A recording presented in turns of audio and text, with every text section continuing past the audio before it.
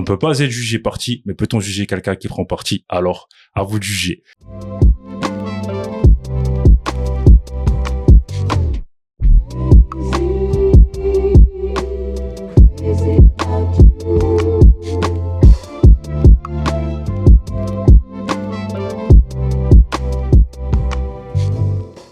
Salutations à toutes et à tous, bienvenue à bord de la Haute Sphère Cause, mon autre l'émission qui prône la vulgarisation et la transmission pour l'élévation. Moi c'est Audrey, enchanté. L'hôte du jour est le maire de Port-Marly. L'hôte du jour c'est Cédric Pemba Marine. Salut Cédric. Salut Audrey. Monsieur le maire, comment allez-vous? Bah écoute, ça va bien, ça va même très bien. Merci de m'accueillir ici au sein de la mairie du Port-Marly dans le 78. Est-ce que vous pouvez vous présenter s'il vous plaît? Enfin, te présenter.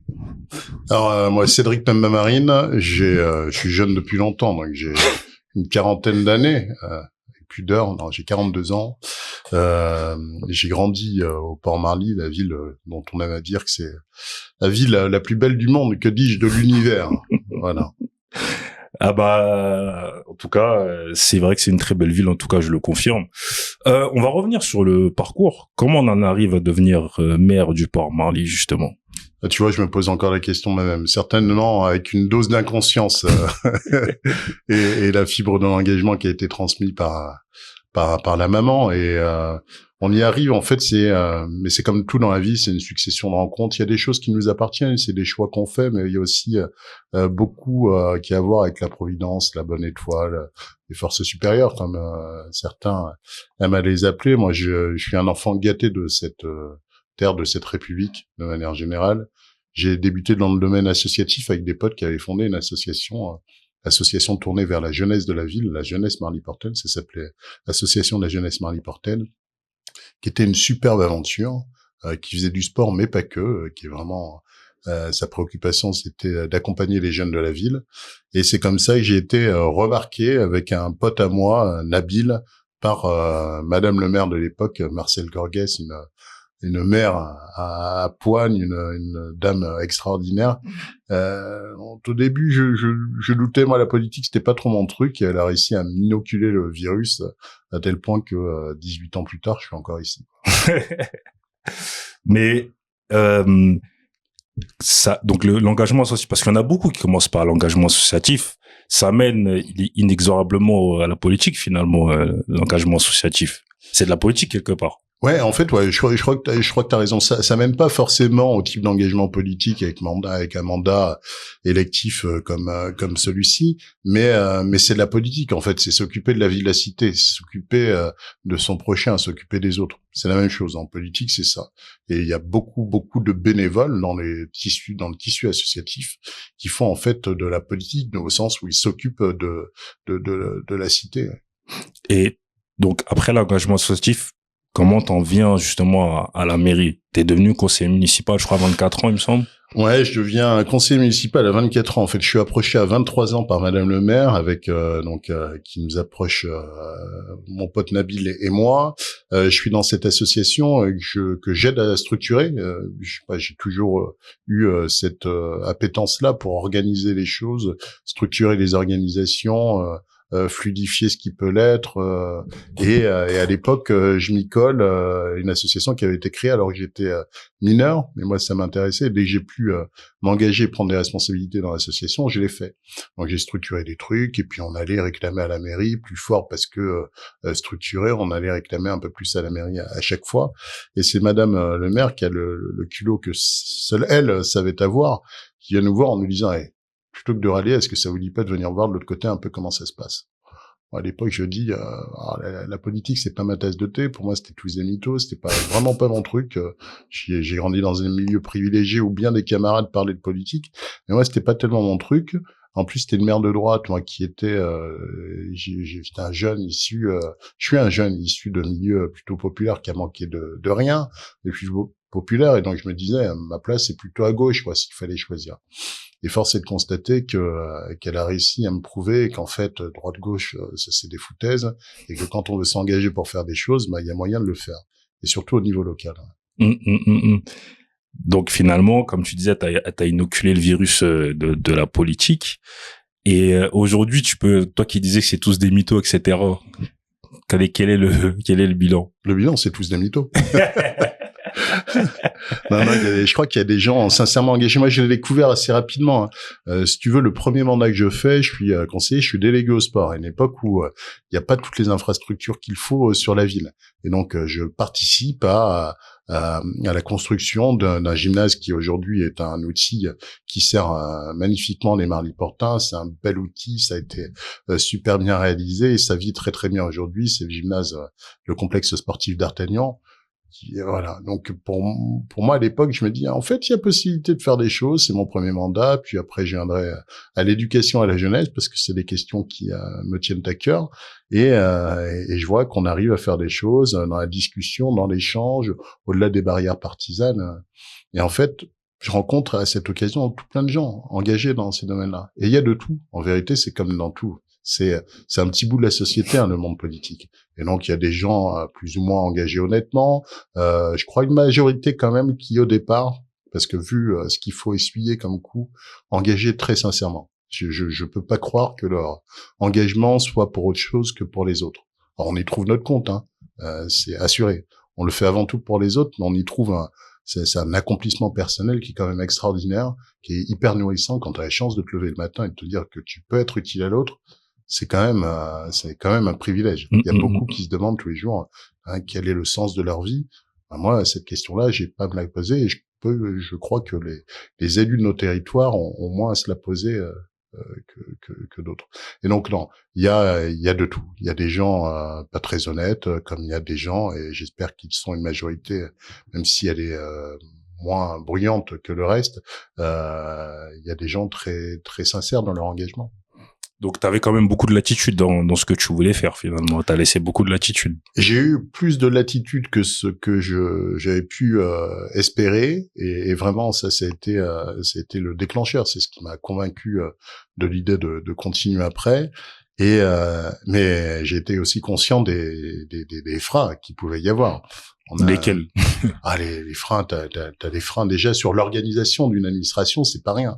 Moi, j'ai été à la direction en responsabilité dans les services de l'État pendant 15 ans, donc le monde administratif, je le connais bien. Et j'en connais bien aussi tout ce qui fait que ça tourne pas très exactement tel que ça le devrait ou tel que ça le pourrait. Il y a des lourdeurs administratives. On nous promet un choc de simplification depuis X années. Il est toujours pas advenu. En tout cas, pas complètement. Et vraiment, je dirais, il y a finalement très peu qui a été fait sur ce chemin-là. Donc, il y a ces freins-là déjà. Il faut connaître le monde de l'administration. Il y a des qu'on pourrait qualifier de freins, mais en fait qui sont des choses utiles parce que justement c'est pas rien. Servir l'intérêt général, ça oblige à mettre parfois quelques barrières, à prendre quelques précautions, et c'est ces précautions-là qui font un peu de la lenteur de ce qui est. Mais elles sont utiles. Donc dans l'exercice qu'il y aura à faire là de simplification, il y aura à voir de ce qui est véritablement utile, de ce qui est superfétatoire et qu'il faut pouvoir supprimer. Il y a ces freins-là. Puis après, il y a d'autres freins réels. C'est-à-dire que c'est un monde, quand même, il faut pouvoir le pénétrer si on veut pouvoir le changer. Il faut mettre à l'intérieur, et pour être à l'intérieur, il faut accepter, parfois, je sais pas, c'est pas des couleuvres, parce que le mot est pas très joli, mais ça s'apparente à ça. Il faut parfois accepter que tout ne sera pas exactement au départ comme on le rêve soi-même. Mais on a ce qu'il faut pour pouvoir le modifier après. Solide.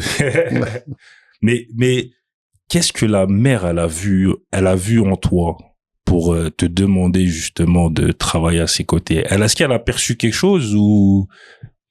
Écoute, je saurais pas dire alors que je suis très proche d'elle. Pour moi, c'est Madame mon mère. C'est comme une deuxième mère pour moi. Et je sais pas ce qu'elle a vu d'autre qu'un jeune qui voulait sincèrement s'engager pour sa commune.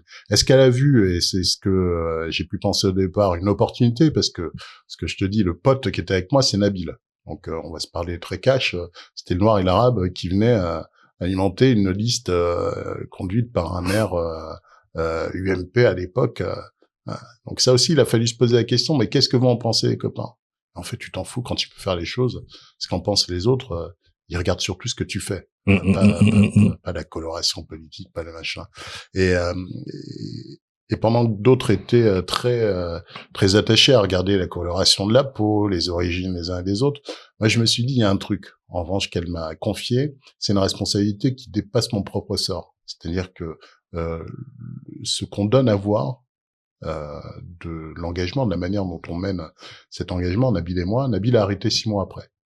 Moi je me disais c'est pas possible que je donne raison à tous ceux qui allaient dire à Madame le maire à l'époque où elle nous a mis sur sa liste, oh, ceux-là, tu pourras pas compter sur eux très longtemps. De toute façon, ils sont pas sérieux. Pour des gens qui ne me connaissaient même pas.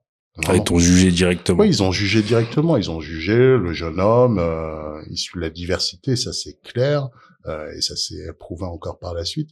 Il fallait faire démentir ça. Et donc, dans tout ce que j'ai fait et dans tout ce que j'appelle nos jeunes à faire, il faut qu'on le fasse pour soi parce que ça apporte beaucoup, mais il faut aussi qu'on le fasse pour ce que ça apporte à d'autres et aux générations futures aussi. Moi, je sais que là, si j'y suis arrivé, si je suis devenu maire de cette ville, ce qui n'était pas une aspiration, un projet personnel, c'est parce que d'autres avant ont mis le pied dans la porte. Et donc, moi, je dois de continuer cette œuvre-là et de faire en sorte que cette porte, elle soit définitivement ouverte à tous ceux qui voudront s'engager sincèrement. Mais à côté de justement de fait de travail à la mairie, qu'est-ce que tu faisais, les études, etc. Alors au début j'étais en études et je crois que non, dès la première année de mandat en tant que conseiller municipal délégué, j'ai intégré ce qu'on appelait les instituts régionaux d'administration, c'est l'école de cadre de la fonction publique où je suis allé faire 1 an à Lille. Ce qui m'obligeait à certains allers-retours parce qu'il fallait assurer la présence aux conseils municipaux et donc je faisais parfois dans la même soirée Lille-Paris, Paris-Lille, enfin Lille-Port-Marly, Lille pour assurer à la fois ma vie d'élu municipal et ma vie de jeune fonctionnaire cadre de la fonction publique. Comment tu gérais ça?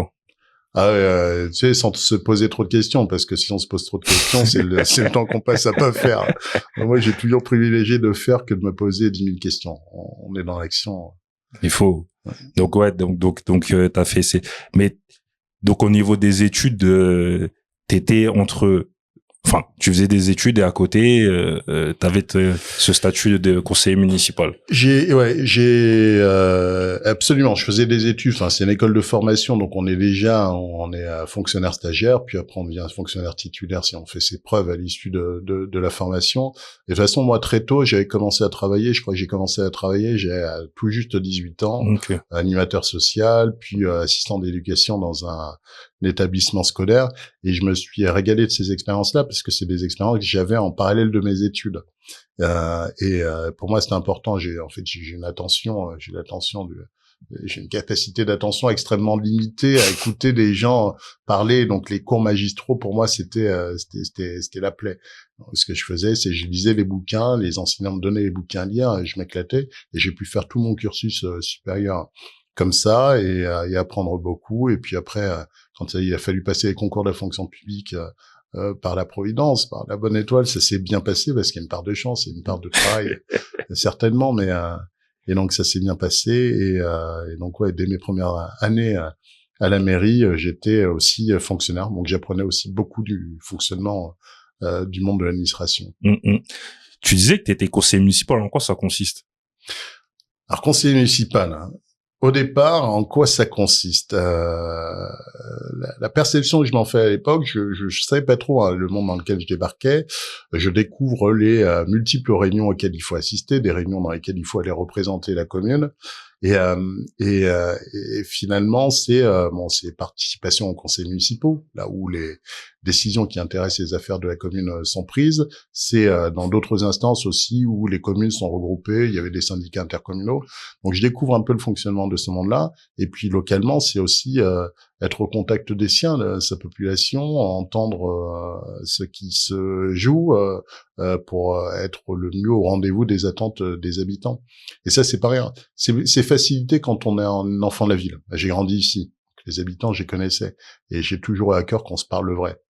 Au-delà même aujourd'hui de la fonction qui est la mienne, ils m'ont connu Cédric et aujourd'hui c'est Cédric qu'ils ont dans une fonction qui est importante. Donc moi je la néglige pas, mais je suis avant tout un enfant de cette ville. Parce qu'il faut le rappeler, il y a 5560 habitants ici. Ouais. On est à 20 km du centre de Paris. à côté des villes comme Saint-Germain-en-Laye, etc. Donc très bien situé, une très belle ville. Et donc, comment ça se passe pour toi lorsque tu décides de te présenter à la mairie cette fois-ci? Alors quand je décide de me présenter, alors c'est le fruit, le process qui m'a amené à prendre la décision de me présenter a été assez long. S'il faut en livrer une partie, c'est deuxième mandat, je suis adjoint au maire. Les adjoints au maire sont réunis toutes les semaines par le maire dans une instance qu'on appelle le bureau municipal, un sens un peu stratégique, aussi décisionnel, qui regroupe le maire, ses adjoints et conseillers délégués. Et après ces réunions, moi, du mardi soir, je passais beaucoup de temps à échanger avec Madame le maire. Je trouvais ça passionnant, son expérience, cette dame, parce que c'est pas rien, hein, on néglige ce qu'elle a fait, mais c'est une dame qui a réussi à faire de Port-Marly une ville écoutée, là où c'était une ville dans laquelle on se demandait globalement où on allait mettre une décharge. On ne demandait pas au Port-Marly, on disait mais on va choisir l'île là, du Port-Marly, on va la mettre là. Et elle a réussi à porter la voix du Port-Marly, à s'opposer à ce qui n'allait pas dans le sens des intérêts du Port-Marly, à porter la voix dans un monde de mecs. Un monde assez macho, hein, vraiment. Alors, encore plus à l'époque d'ailleurs. Ouais, beaucoup plus à l'époque. Aujourd'hui, ça s'équilibre un peu plus. Mais à l'époque, la prouesse, il faut pas négliger la prouesse que c'est pour une femme mère de s'imposer dans ce milieu d'hommes. Effectivement. Marcel, c'est ça, c'est une force de caractère bien trempé, c'est la bretonne dans l'âme, avec le verbe. Donc elle savait parler, prof de littérature, prof de lettres. Donc elle savait. Et donc c'est elle qui échange avec moi et qui me relate toute son expérience et comment elle en est arrivée là et les incidences que ça a eu sur sa vie. Et ça, je te dis, c'est tous les mardis soirs. Et donc en fait, tous les mardis soirs, elle me donne toutes les raisons pour ne jamais vouloir être mère. Ce qui est déjà pas une ambition pour moi, mais toutes les raisons. En fait, c'est dévastateur pour la vie personnelle. C'est tu t'oublies un peu plus encore, mais vraiment complètement pour te consacrer à l'autre. Il faut avoir une sacrée capacité au-delà de tout ce qu'on croit, de tous les privilèges qu'on imagine liés à la fonction. C'est avant tout une fonction très exigeante, qui exige beaucoup de soi-même, beaucoup de renoncement personnel, enfin sur sa vie personnelle. Et donc, mais malgré tout, au fil des discussions, elle en vient à me dire, mon grand, je suis pas sûr de repartir, mais je vois pas qui. Et moi, à l'époque, je lui cite plein de noms. Il y avait déjà plein de gens qui s'étaient positionnés, qui avaient nourri cette ambition très tôt. Donc moi, je cite ces noms-là. Je dis, tu sais très bien que ça va être compliqué. Je dis, oui, mais bon, on sait que ça va être compliqué, mais moi, je serai là pour aider. Et je ferai pas tout le mandat suivant, parce que ça faisait déjà 12 ans, ça ferait 12 ans que j'étais engagé pour la commune. Mais je suis là pour les aider. J'aime cette ville, j'aime les habitants, je serai là pour les aider. Et elle me convainc petit à petit, alors que je lui dis non et que je lui dis, mais attends, si toi tu repars, moi je suis là, je t'accompagne une partie du mandat. Je me dis, lors d'une des dernières discussions qu'on a, je me dis, si je veux qu'elle accepte ma décision, il faut que j'accepte la sienne. Elle a beaucoup donné, 30 ans de mandat. Il faut que j'accepte qu'elle puisse vouloir, qu'elle aspire à autre chose. Et je te dis, elle me redit, mais on va se revoir. Mais quand on se revoit, moi je suis mindseté comme ça, en me disant, il faut que j'accepte. Elle était trop forte. Parce que je repars de son bureau en disant, pourquoi pas, je vais voir. T'as convaincu finalement. Et elle m'a convaincu, on en a discuté après avec les équipes, avec les élus, la majorité. On en a longuement discuté. Il y avait d'autres candidats. Il a fallu organiser l'espèce de mini-primaire. Et puis, c'est finalement 31 décembre 2019 où Marcel m'appelle en me disant, mon grand, prépare-toi, il va falloir y aller. Et donc, 31/12/2019, moi, j'apprends que définitivement. Le jour du réveillon. Ouais, le jour de réveillon. Ouais. T'as dû passer un réveillon spécial quand même. Ouais, j'ai jamais. J'ai toujours tâché d'être à la tâche. Et donc, je suis pas totalement réalisé sur le moment. Je l'ai même pas totalement réalisé après le jour de l'élection, pour tout dire. Donc après tu te présentes, donc c'était en mars 2020, t'es élu. Mars 2020, ouais. Mais en fait c'est spécial les deux périodes parce que tu te présentes au réveillon et lorsque t'es élu c'est le Covid, le confinement. Ouais. Oui, et c'est en ça que je te dis, je l'ai pas totalement réalisé. En fait, t'es déjà projeté sur ce qu'il va y avoir à gérer après. Et donc sur le moment, quand elle me dit 31-12, faut te préparer, bah tu vois tout ce qu'il va falloir préparer. J'étais en famille, donc je profite de l'instant avec la famille. Puis après, je vois ce qu'il va y avoir à préparer. On savait que fin janvier, elle annoncerait sa décision publiquement à la population et que là, on pourrait se mettre en branle pour aller battre campagne. Le Covid arrive, on a mené la campagne qu'il fallait mener. Moi, j'étais persuadé qu'on ferait qu'on serait élu, mais qu'on ferait un score à 52%. Et j'avais prévu la liste comme ça, en positionnant les gens, en disant voilà, et 52% avec la prime à la majorité, ça donne tant d'élus. Finalement, on fait 74,16%. Face à une équipe qui était pas rien, qui avait fait, je crois, moi, une campagne qui était très honorable. Et là, jour de l'élection, on sait, puisque les premières annonces le vendredi précédant les élections, on sait qu'on va être plongé dans une période qui est un peu particulière. Là, t'es entre deux feux finalement, parce que t'es content d'être élu, mais en même temps, tu sais que tu rentres dans une période de turbulence au niveau sanitaire. Ouais. Ouais, alors je suis surpris du score déjà, avant d'être content, avant de pouvoir le savourer. Je suis surpris du score, mais j'en suis certainement très heureux sur le moment, et je suis très focus sur ce qu'on va avoir à gérer après, parce que là, nous, on prend la mesure de ce qui va sans doute se jouer dans les semaines à venir, et qui est pas rien. Un pays, on commence à restreindre les libertés au titre d'un motif impérieux de santé publique qui était issu des ministères chargés de la santé. Je me doute que sur le moment, on va passer des semaines qui vont pas être... Tu l'as pas vu comme étant un cadeau empoisonné finalement? Non, on est là où il faut être, et donc c'est une chose à gérer. Il faut encore une fois, faut pas parce que c'est vrai que bon, comme on dit, il y a eu les bébés Covid, là, il y a aussi les entre guillemets les mères Covid, et là le fait d'être mère, ta première mission, gérer ça, je trouve que c'est difficile, mais c'est fort en même temps. Ouais, t'as raison. C'est difficile, mais c'est fort. Et en fait, c'est fort d'abord, et la difficulté, moi, sur le moment, je la réalise pas. Je la réalise pas parce que quand t'es à ta tâche et que tu te poses pas plus de questions que ça, tu réalises pas tellement ce qui t'advient à titre perso, ce qui est conscient. Tu vois, il y a eu beaucoup de morts, il y a eu beaucoup de trucs à gérer en soutien aux forces de secours, au monde médical. Voilà, on a la tâche. Moi, je la réaliserai quelques mois plus tard, au moment où on commence à sortir de cette période-là. Donc, c'est le moment où tu vas pouvoir commencer à te poser un peu par rapport à l'agenda particulier. Et là, tu réalises tout ce qui s'est joué. Et tout ce qui s'est joué aussi dans ta vie perso. En fait, t'es élu maire de ta ville. La cellule familiale, on a pris un coup quand même, comme beaucoup sur cette période. Même si c'est pas la période qui est responsable de tout, mais tu sens qu'il y a eu des changements que t'as pas appréhendés sur le moment, et qui là, au moment où tu vas pouvoir prendre un peu de recul, tu te retrouves face à ta réalité. En plus, t'as attendu au tournant, je suppose. Ouais, je pense que bon, certains très clairement t'attendent au tournant, mais tu sais, moi, je me suis toujours conditionné, et ça, je dois à une dame aussi merveilleuse, Muriel Bergès, à qui j'avais dit quand je me présentais, j'ai sollicité un peu son regard avisé sur qu'elle avait aux responsabilités dans un tout autre domaine, mais elle avait toujours été inspirante pour moi. Elle a dit mais tu sais, c'est vrai que t'as rien à prouver à personne.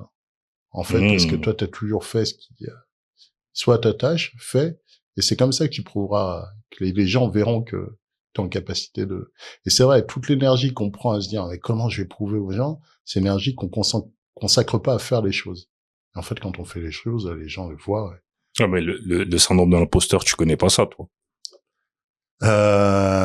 Non, je crois pas. Moi, j'aime bien être à ma tâche, et j'aime bien être là où on m'attend pas. Imprévisible. mais est-ce que lorsque t'as été élu, il y a des gens qui ont remis en question ta légitimité? En tout cas, je l'ai pas senti. Je l'ai pas senti. Je sais tous les débats qui se sont fait jour en France, parce que c'est typiquement français. C'est la période, c'est le Covid. Sans doute l'opposition a tenté ce débat-là. Mais bon, ça, je le mets sur le compte de la déception, qui est un sentiment qu'on peut entendre quand on s'engage. C'est pareil, on s'engage très personnellement, et puis parfois on a des réactions qui sont en fait très humaines, sans doute pas très objectives, pas raisonnées, mais très humaines. Et donc certains ont pu essayer. Moi, j'ai le cuir tanné, quoi. Pour évoluer dans ce monde-là, si tu tannes pas un peu le cuir, t'avances pas, parce que tout a pris sur toi et tu te détruis à petit feu. Moi, j'ai le cuir tanné, j'avance, et voilà. Il faut, bah, parce que, qu'on se le dise, tu vois, on va pas se raconter des histoires. T'es dans une ville, de privilégiés, t'es noir. Forcément, tu connais, tout à l'heure, tu disais que tu connaissais le contexte, mais forcément, on va se dire, ouais, mais il est bien gentil, mais comment ça, il veut être maire de notre ville, en fait?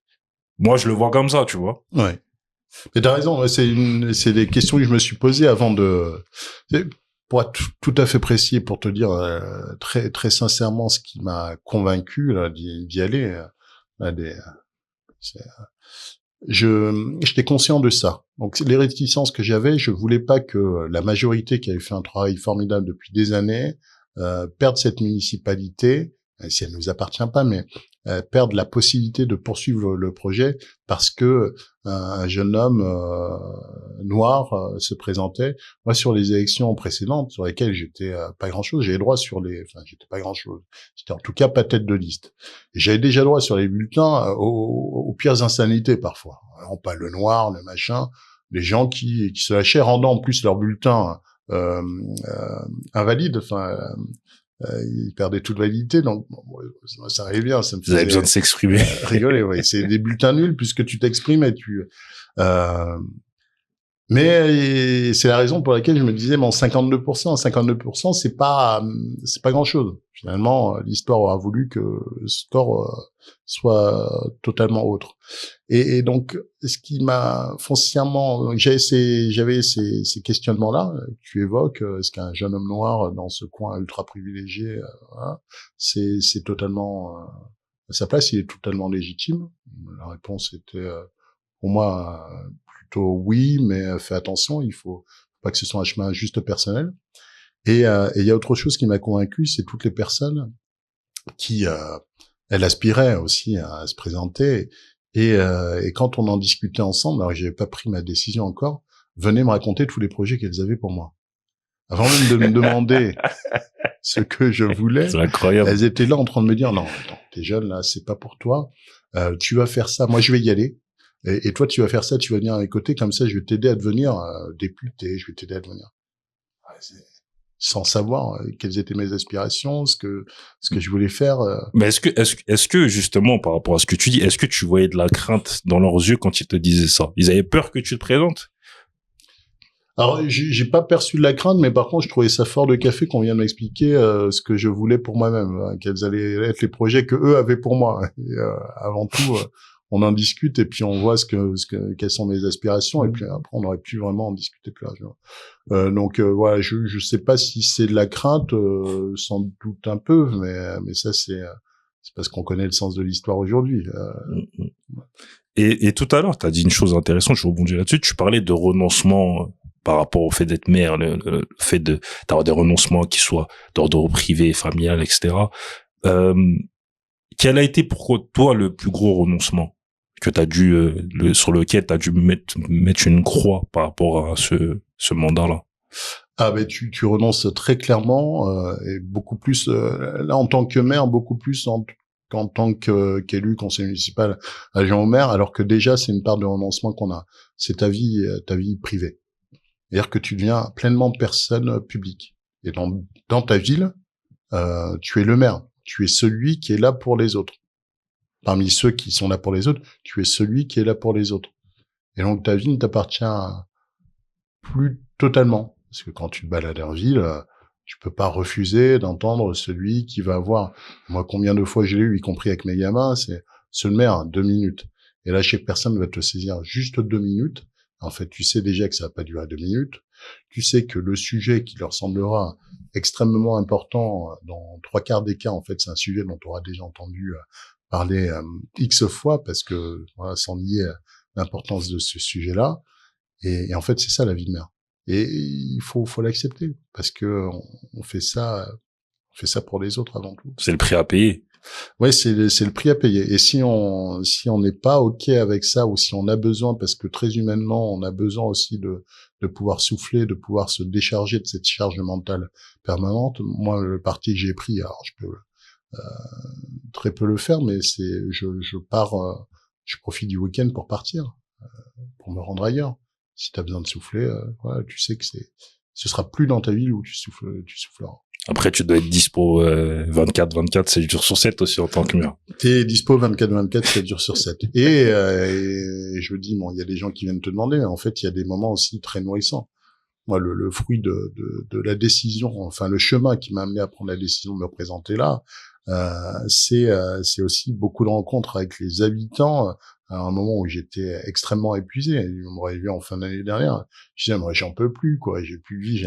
Et en fait, c'est ce que les gens, les mêmes qui sont d'une exigence, alors certainement très légitime parfois, parfois très abusive, c'est les mêmes qui vont te prendre beaucoup d'énergie, mais qui vont aussi t'en donner parfois plus que tu ne pourrais espérer.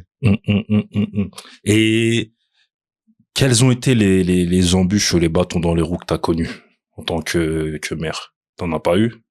J'ai pas eu tant d'embûches que ça, ou en tout cas, je me suis pas concentré sur les embûches.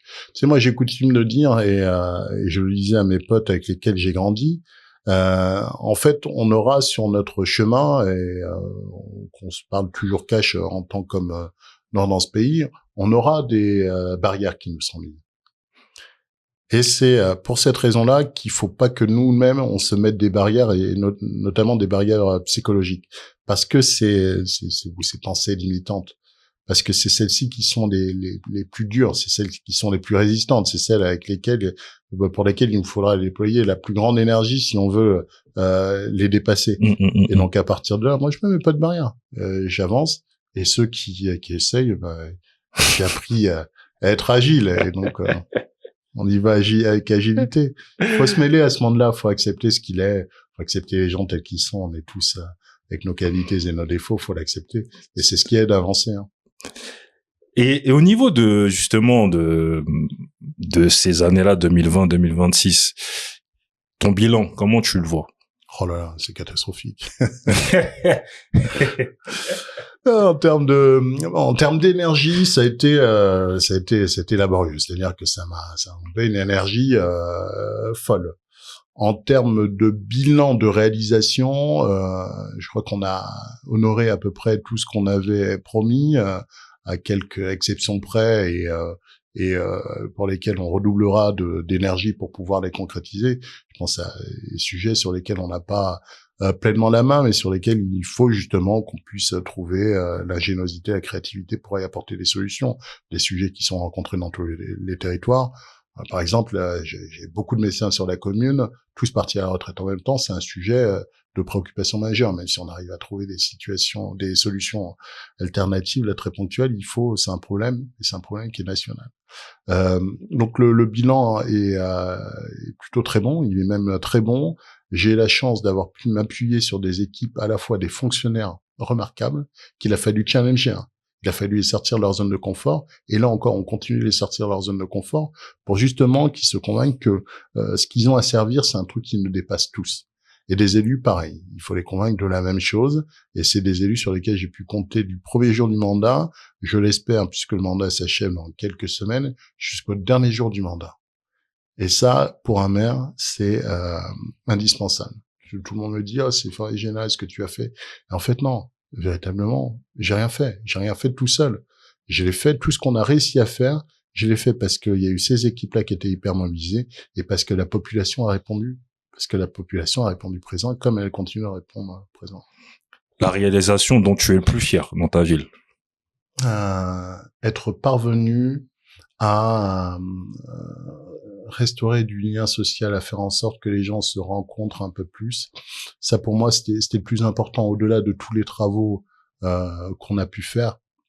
notamment des travaux qui font beaucoup parler d'eux parce que ça a nettement amélioré la qualité de vie des habitants et des habitants du Port-Marly et des villes voisines. On a réaménagé tous les bords de Seine. Aujourd'hui, une balade qui est extraordinaire, où tu te balades en bord de Seine. Moi, je vais courir 2 fois par semaine avec les équipes. On voit ce qui a été réalisé.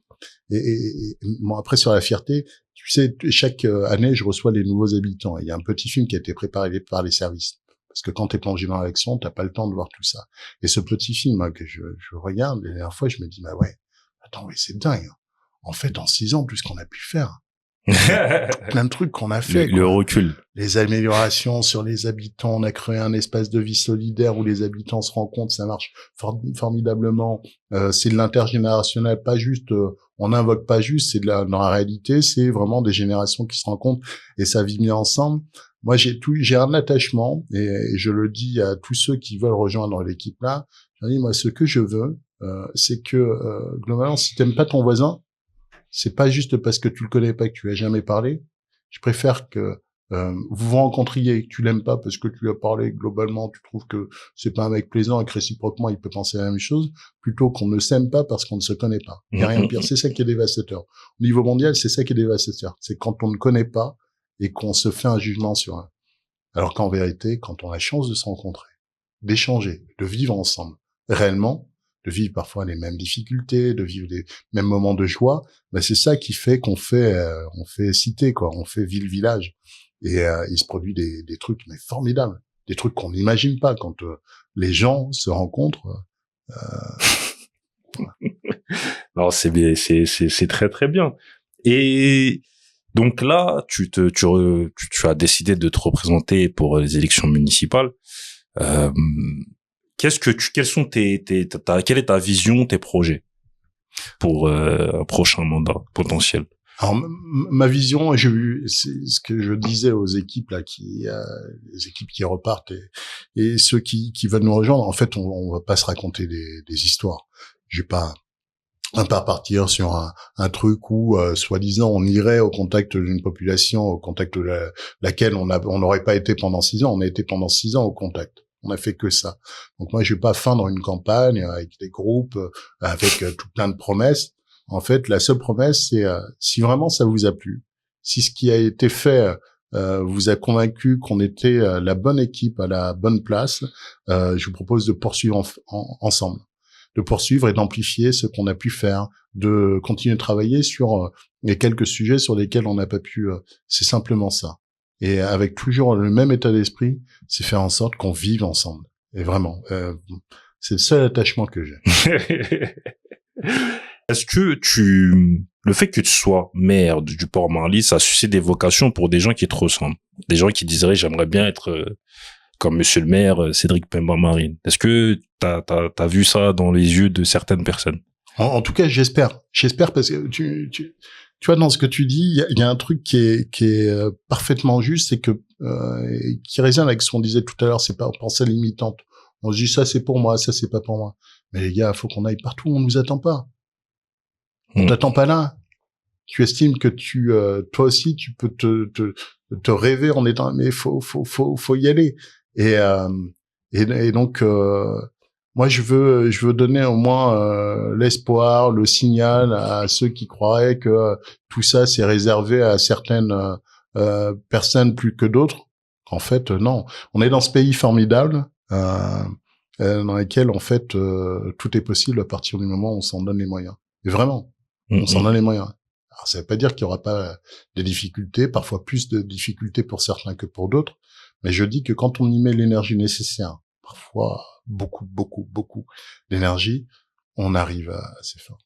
Ouais, je trouve que c'est important parce que on constate en ce moment, il y a beaucoup de maires issus de personnes issues de la diversité qui sont soit maires, ou qui postulent à être maire, et je trouve que c'est quand même bien de voir ça. Mais moi, ce que je te disais déjà en off, c'est que le fait que tu sois dans une ville privilégiée et qu'on t'élise maire, moi, je trouve ça encore plus glorieux, tu vois, qu'une ville populaire où tu sais que peut-être démographiquement parlant, avec la sociologie de la ville, tu sens c'est entre guillemets normal. Alors que là, je vais pas dire que c'est une anomalie, mais ça suscite la curiosité, tu vois.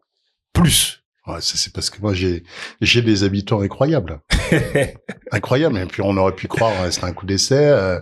Je dis les scores faut pas en rougir. 74-16% aux élections 2020. Départemental, je suis également conseiller départemental. On fait, j'étais surpris quoi quand on dépouille plus de 80% des voix. C'est cette population-là est hallucinante. Elle est incroyable. Sur l'annonce de candidature que je fais après avoir véritablement hésité, quoi, j'ai pas feint l'hésitation. C'est-à-dire que vraiment, ça a posé beaucoup de questions. Les réactions, c'est là où je te dis, les mêmes qui sont capables de te prendre une énergie folle au quotidien, c'est ceux qui, dans les moments où tu en as besoin, savent se montrer présents et te donner. Magnifique. Est-ce que à l'avenir, tu aurais des ambitions à l'échelle nationale, député, sénateur? Moi, j'ai bossé pendant 2 ans et demi. J'étais cadre de l'administration d'État détaché pendant 2 ans et demi à l'Assemblée nationale. Je peux pas dire que j'y ai vu les éléments qui t'amènent à être convaincu que ta place serait ici. Moi, j'ai toujours l'ambition de pouvoir faire les choses, mais vraiment. Et puis dans un climat, le faire intelligemment, le faire avec raison, le faire avec le cœur, le faire tel que je pense, avec le dévouement que je pense devoir mettre dans ces fonctions-là. Et moi, l'image que j'ai de l'Assemblée, et l'image que l'Assemblée donne beaucoup à voir, je suis pas convaincu qu'on soit parvenu à restaurer une Assemblée de représentants du peuple aujourd'hui. On a une Assemblée de représentants des partis. Moi, je suis un modem, très fier de l'être, indiscipliné. Je suis pas sûr qu'on soit parvenu à restaurer l'Assemblée de représentants du peuple. Je regarde les plus beaux discours de l'Assemblée puisqu'ils sont recensés. Quand je vois ce que c'était et quand je vois ce que c'est devenu, ça m'attriste un peu. Il y a une chambre qui s'honore un peu plus que l'autre. Je crois que au Sénat, il y a déjà plus de quiétude, plus de sérénité. Il y a Claude Maluret et ses grands discours. Alors si tu connais pas Claude Maluret, le sénateur Maluret est un type incroyable. Si on écoute ses discours, justement, lui il redonne ses lettres de noblesse à la politique. Et je le connais pas, donc je lui dis mais. Qu'est-ce que donc pas forcément de projet à l'échelon national, enfin peut-être. En fait, tu sais moi, l'Amérique, comme je te disais, j'avais pas ambitionné. Je m'étais pas dit un jour je serai maire du Port-Marly. Je me suis engagé, puis si demain ma place est là, ma place est là. Et ma place a été celle-ci là pendant 6 ans. A priori, on devrait repartir pour 6 années supplémentaires. Moi, je crois très fort en ma bonne étoile, en Dieu, en tout ce qu'on veut, et donc j'irai là où ma place est. Non, t'as pas de plan de carrière. Non, j'ai pas de plan de carrière. Tu prends ce qui vient. Je prends ce qui vient et je me nourris de ce qui me permet de me sentir utile. Et à côté de ton mandat de maire, tu travailles. À côté de mon mandat de maire, ouais. Alors à l'origine, je travaillais pour l'administration pendant 15 ans, je t'ai dit. Puis après, j'en ai démissionné aussi parce que pas seulement parce que je devenais maire, mais parce qu'aussi je sentais que j'étais plus autant aligné. J'ai eu des équipes nombreuses à diriger, des gens formidables, vraiment, avec qui étaient très souvent en quête de sens dans ce qu'ils faisaient. Quand j'ai pu leur donner le sens qu'ils recherchaient, je l'ai fait. Quand j'ai senti que l'administration prenait un chemin qui l'amenait à trahir ce sens-là, moi, quand je suis plus aligné, je suis pas un charlatan. Je vais pas vendre à mes équipes, j'allais pas vendre à mes équipes sans quoi je croyais pas. Donc, j'en suis parti. Ça a pu surprendre, mais j'en suis parti. Et puis après, j'ai décidé de me consacrer. J'ai pris des parts dans des structures qui travaillent sur des sujets moi qui me tiennent à cœur, notamment le développement de l'Afrique. Non, je crois que le 21e siècle doit être le siècle. On peut pas passer à côté. Vraiment. Alors, les racines sont profondes. J'ai grandi surtout avec mes racines antillaises à l'origine, maman martiniquaise qui m'a élevé seule, qui est une dame extraordinaire, qui m'a élevé seule avec mes frères et sœurs. Mais les racines sont profondes, c'est-à-dire que mes racines congolaises aussi, inévitablement par des rencontres, par la force des choses, se sont rappelées à moi, et donc je pouvais pas rester indifférent à ce qui constitue d'ailleurs le berceau du monde et au sort de celles et ceux qui y vivent. Et donc quand j'ai eu l'opportunité de bâtir une aventure qui pouvait m'amener à accompagner le développement de ce continent-là, je l'ai fait. Et ça m'a amené à rencontrer aussi le continent asiatique. Je vais régulièrement en Asie, et puis l'Europe que je connais bien. Et je trouve qu'il y a beaucoup à apporter. Ce monde est un monde. Il y avait des équilibres qui étaient plutôt d'ailleurs des déséquilibres dont on a pu profiter. La France est une grande puissance. Elle reste une grande puissance, même si elle a perdu un peu en influence. Mais elle l'a été dans un monde qui était avec des équilibres assez discutables.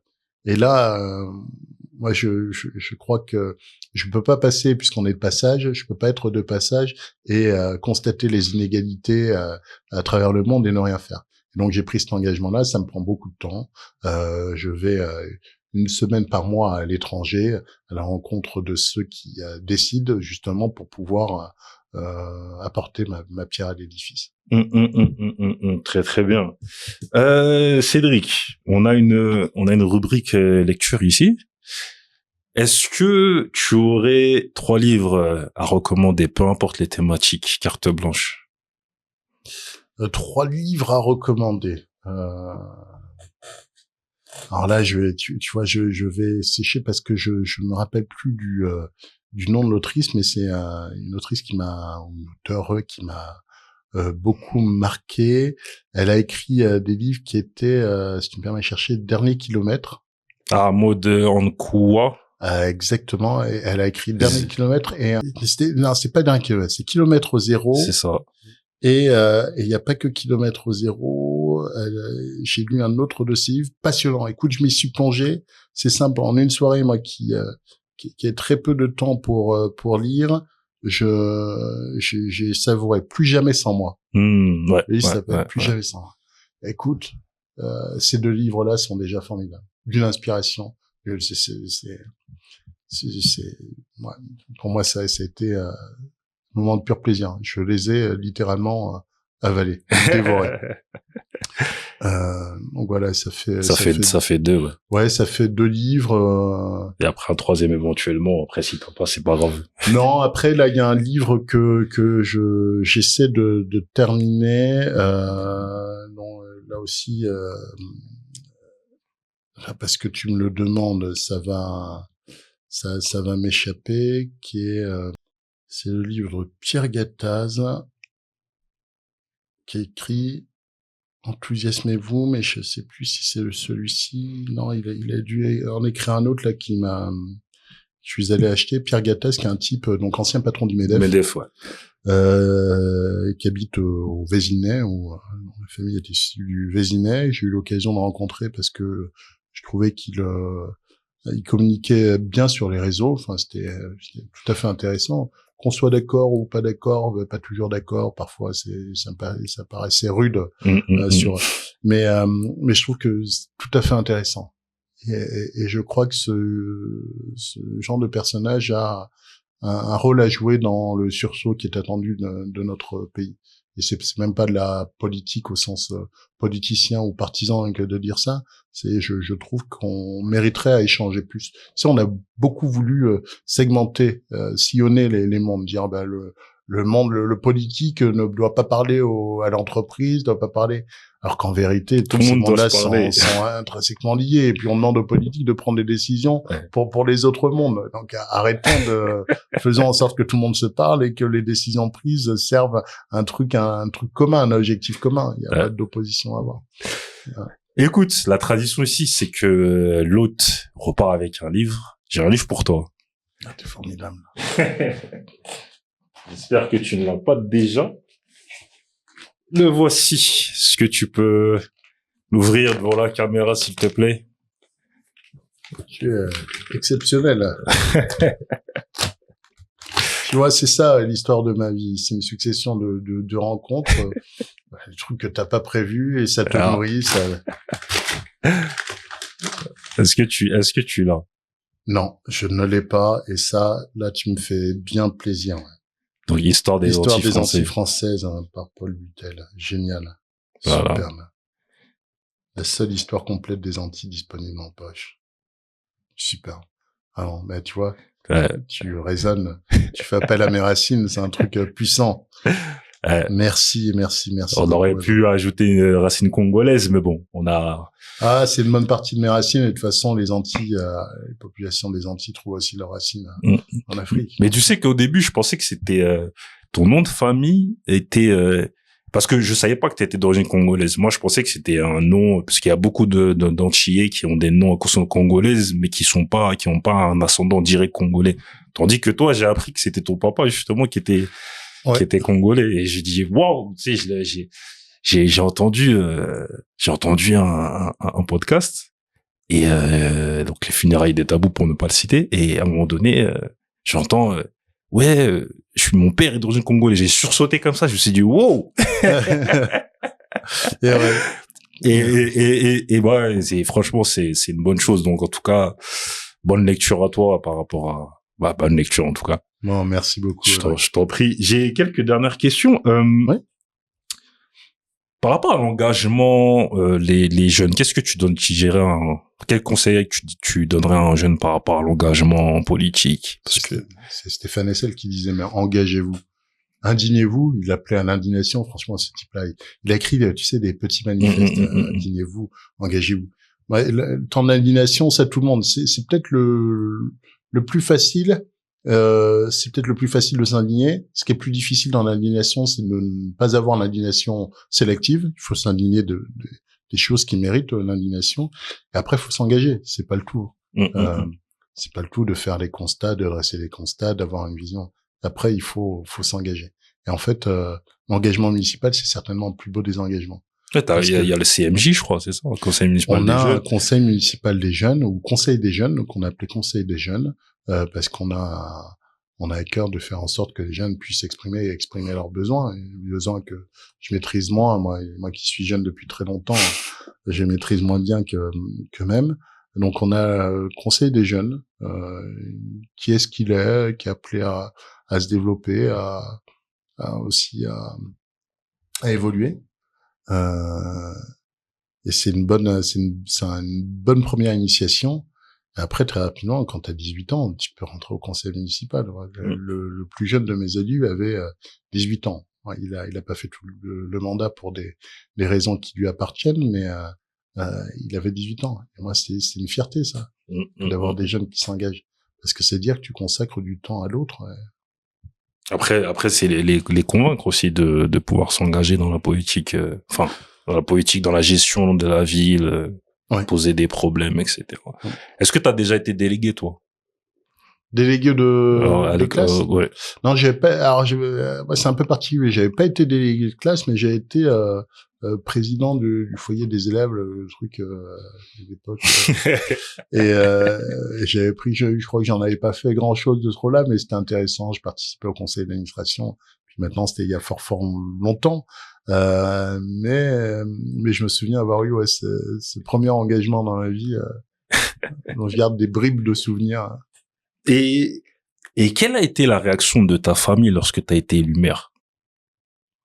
La réaction de ma famille, écoute, je saurais même plus te dire. En tout cas, c'était assez joyeux. C'est-à-dire que moi, j'ai une famille, on est très très soudés. Je suis très famille, et donc sans eux, je serais jamais parvenu à faire tout ce qu'on a pu faire aussi. Mais non, toujours dans le soutien. Tu sais, certains auraient pu te dissuader. Oui, ils sont très attentifs. Alors, je reçois des messages, je prends soin de toi, mais toujours à t'accompagner, quelles que soient les décisions que tu prennes, et à te parler juste et vrai. Ça, c'est important. La charge mentale quand on est maire. Parce que tout à l'heure, tu m'as dit en off que tu faisais du trail, etc. Est-ce que des fois tu fais des sortes de thérapie, non? Alors la charge mentale permanente, c'est une surcharge mentale même, mais t'as raison, il faut trouver des équilibres comme dans toute chose. Et moi le trail, ultra trail, les courses que je fais avec une association qu'on a fondée avec un collègue, ami, maire d'une autre ville des Yvelines, on a décidé d'aller courir au profit de belles causes. Donc ça, c'est un bon exutoire aussi. La musique peut être un exutoire. Tu fais de la musique? Alors je gratouille sur la guitare, et la musique pour moi est importante. C'est d'ailleurs ce qui m'a accompagné. La première chose qui m'a accompagné dans ce bureau-là, c'est l'installation d'une enceinte pour avoir de la musique. Ça adoucit les mœurs, ça fait le job. T'écoutes quoi comme musique? Ah, j'écoute de tout. Alors là, je suis retourné sur les vieux titres il y a quelques années. Je me suis redécouvert l'album de Tété, l'album de Tracy Chapman, des merveilleux albums, du Ben Harper. Puis après, j'écoute de tout. Hein. Tu pourrais même me voir écouter du hard rock ou des. J'adore ça. Je me régale de la musique. Et donc voilà, il y a ces exutoires-là et pas mal la méditation aussi. J'ai repris, et ça c'est essentiel. Et tu dirais que il faudrait quelle qualité pour être maire, un bon maire, du moins, selon toi? Capacité d'écoute et d'empathie. Tu vois, j'en discutais hier avec un ami enseignant. Je trouve que ça vaut pour être maire, mais ça devrait valoir de manière générale la capacité à faire preuve d'empathie, c'est-à-dire la capacité à te mettre à la place de l'autre et à éprouver un peu ce qui peut se jouer. Ça, c'est super important, parce que c'est à cette condition-là que tu es capable de comprendre aussi les gens. Alors, faut pas que ça imbibe, faut pas, mais ça, la capacité à comprendre, et ça passe par l'écoute, ça passe par le fait de te défaire de tous tes préjugés. Mohamed Ali disait qu'il voulait qu'on se souvienne de lui comme étant champion du monde poids lourd, quelqu'un de drôle, de sympathique. Je te pose la question, comment aimerais-tu qu'on se souvienne de toi? Comme champion du monde, quelqu'un de drôle et sympathique. Non, quelqu'un de nature et qu'aura fait ce qu'il avait à faire. Vraiment. Si j'ai pu être utile à quelques-uns sur cette terre, je t'ai dit, c'est ce qui me nourrit au quotidien. Donc voilà, de quelqu'un et d'aligné, de droit. Je crois que il y a un principe, c'est chez les stoïciens. Il y a un principe qui dit que ce que tu veux passer pour être, en toutes circonstances de la vie, ce que tu veux passer pour être, il faut que tu le sois réellement. Donc si on veut passer pour être quelqu'un de bien, il faut qu'on le soit réellement. Et moi, c'est plus à quoi j'aspire. Et c'est pas simple, hein. C'est pas simple de se comporter toujours conformément à ce que tu crois devoir être. C'est vraiment pas simple. C'est un travail de tous les jours. Mais si on retient de moi ça m'ira très bien. Qu'est-ce qu'on peut te souhaiter? Ah, moi, tu sais, je suis un enfant gâté de cette terre, je t'ai dit. Juste que ça continue, et que la bonne étoile, que les grâces, la grâce des cieux continue de m'accompagner. Et je serai l'homme le plus heureux, toujours. En tout cas, c'est tout ce qu'on te souhaite. Et là, j'ai une question qui me vient. Quel a été le plus beau compliment qu'on t'a fait en tant que maire? Est-ce que tu t'en rappelles? Le plus beau compliment qu'on m'ait fait en tant que maire. En tout cas, la gratitude, ou est-ce que t'as senti beaucoup de reconnaissance et de gratitude? Ah, là, je dois t'avouer que ce que je te disais sur les moments de doute, les personnes qui, malgré elles, sont là pour te rappeler que ce qui a été fait, c'est pas rien, et qu'elles sont là derrière toi, qu'elles te soutiennent. Donc, ouais, pour moi, c'est ça le plus beau compliment qu'on puisse me faire, c'est de reconnaître ce qui a été fait. Reconnaître, vraiment. Je dis pas que tout est parfait, et je dis qu'on a beaucoup engagé. Je te dis, c'est une charge mentale permanente, c'est beaucoup de soi qu'on donne. Quand on donne beaucoup de soi, si on fait face à l'ingratitude, ça peut être très très dur. Et c'est pas le cas des habitants de cette ville, vraiment. J'ai dit, j'étais surpris, mais vraiment très surpris. Je m'attendais pas à ça sur l'annonce de la candidature, sur la manière dont les choses se passent. Moi, à la limite, là, je me dis, sur la campagne, on va faire campagne parce qu'il faut faire campagne. Mais les habitants ont commencé à comprendre ce qu'on essayait d'impulser, et c'est eux qui s'en font les porte-voix. Je trouve ça extraordinaire. Et tout à l'heure, tu disais que tu étais père de famille. tes enfants, quand ils savent que t'es le maire, comment ça se passe pour eux? Ils sont contents? Quand ils sont à l'école, ils disent que mon père c'est le maire, etc. Comment ça se passe? Ouais, bah ils sont pas scolarisés dans la ville puisqu'ils habitent avec leur maman dans le 93, mais ils savent tout à fait ce que fait leur papa. Ils viennent d'ailleurs là très fréquemment. Ils sont comme chez eux ici. Bah oui. Ils aiment accompagner leur père sur les différents événements pour peu que je sois pas trop accaparé par le reste. Et donc non, on en parle. Ils me posent des questions sur ce que c'est, sur ce que le maire, ce qu'il peut faire, ce qu'il peut pas faire. Et donc si déjà à leur âge je peux semer cette graine de l'engagement pour les autres, je peux pas qu'ils deviennent maire, j'espère pas, mais j'espère à rien d'autre le fait qu'ils aient la chance eux aussi dans leur vie d'être épanouis et d'avoir ce sentiment d'utilité. En tout cas, monsieur le maire, merci beaucoup pour ces mots. En tout cas, bonne campagne. J'espère une bonne élection triomphante. 90%. Non mais faut être ambitieux vu que premier mandat 75, faut. Tu as raison. Faut aller un peu plus haut. Mais en tout cas, merci beaucoup pour l'accueil et pour les mots. J'espère que ça inspirera la jeunesse surtout. C'est moi qui te remercie. C'est moi qui te remercie de ta proposition et qui te souhaite aussi tout le succès mérité parce qu'il faut qu'on se donne la force et ce que tu fais est beau. Ah, c'est gentil. C'est gentil. Merci beaucoup. C'était Cosmonautes, l'émission qui prône la vulgarisation et la transmission pour l'élévation, en espérant que vous avez appris des choses et éventuellement sur vous-même. Prenez soin de vous et des vôtres. À très bientôt.